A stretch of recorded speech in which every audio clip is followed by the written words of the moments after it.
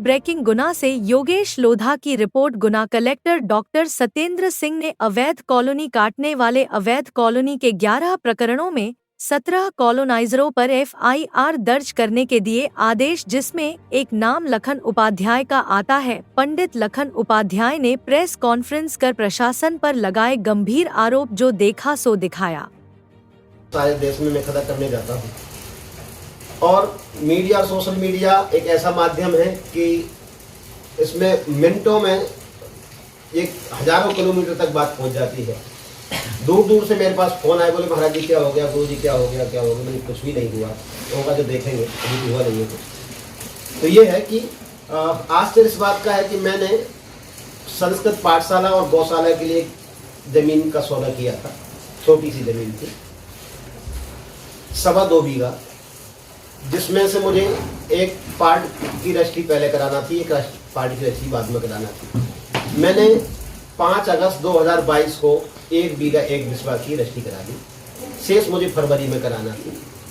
जैसे ही मैंने रजिस्ट्री कराई, उसके कुछ दिन बाद ही नामांतरण के लिए लगाया मैंने। 20-25 दिन बाद नामांतरण मुश्किल से हुआ, जैसा कि आजकल चल रहा है, बिना लक्ष्मी के सब काम होता नहीं। मैं बहुत परेशान हुआ क्योंकि मेरा क्या गलती क्या है बताइए। इतनी बड़ी जमीन में इसमें जमीन खरीदी है। पैसा क्यों दिया? पैसा इसलिए डर के, उन्होंने कहा आपका जो नहीं होगा आपका पैसा डूब जाएगा। तो दूसरा कोई हमारे पास हथियार था नहीं ना। अरे मैंने तो नामांतरण का पैसा दिए। नामांतरण कितना पैसा दिए? 3,04,000 रुपए नामांतरण के 3,04,000 रुपए दिए मैंने। 3.4 लाख है ना जी।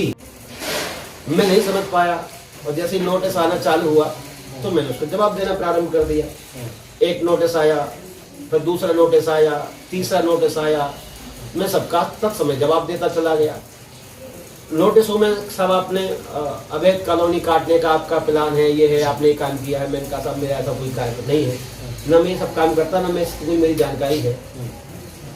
मना किया मैंने। इसके बाद भी नोटिस आते रहे, मैं सबका जवाब देता चला गया।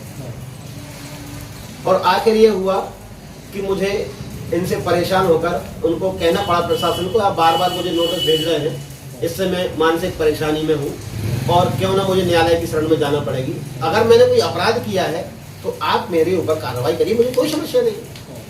ठीक, तो कोई बात नहीं। इसके बाद अमनवीर सिंह कलेक्टर साहब आए। उनको इन्होंने जो भी कुछ किया होगा किसके माध्यम से हुआ, वहां से ही मुझे एक नोटिस आया।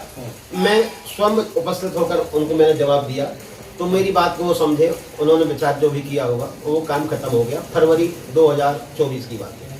इसके बाद से कोई बात नहीं थी और सीधा अभी पता चला कि कल मेरे ऊपर जो है FIR के आदेश है। जबकि इन राजस्व कर्मचारी अधिकारियों और इनके द्वारा जो लगातार जो नोटिस भेजते रहे, जिनसे मुझे मानसिक पीड़ा हुई।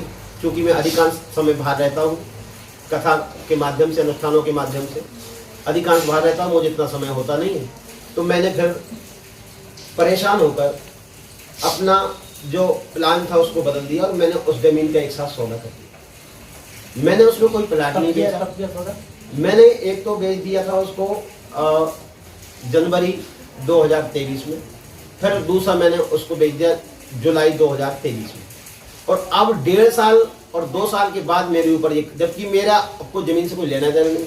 मैंने 1 इंच भी कोई कब्जा किया हो, एक कंकड़ भी वहां लगाया हो, कोई निर्माण कार्य किया हो, मैं बार बार प्रशासन को भी कहता रहा कि मैंने कोई वहां कार्य नहीं किया, न मेरे कोई प्लानिंग है। और अगर मैंने ऐसा किया भी है, मैंने उनको राइटिंग में दिया कि अगर मैंने किया भी है तो अब उसको नष्ट कर दूंगा, उसका हर जगह खर्चा मैं देने तैयार हूँ। ये मेरे पास नोटिस से जवाब नहीं।